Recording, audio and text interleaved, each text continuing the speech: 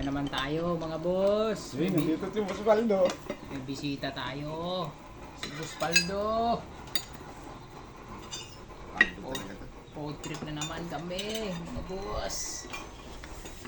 Ayun ang tatay ko pag unti-unti. Boss, kumuha ka ng boss. Dali lang.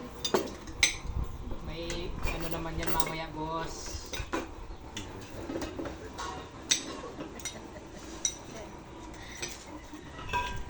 Lawak ng kusina ko, boss.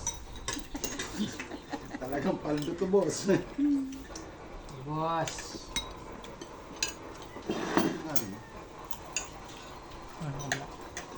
Kain muna tayo, kain. Kaya Sunday ngayon. Kailangan natin ng mag-relax ng konti. Buti pa siya, nakaka-relax.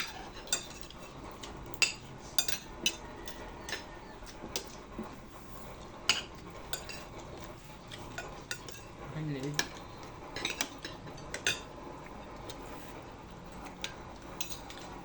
Kain muna tayo mga boss.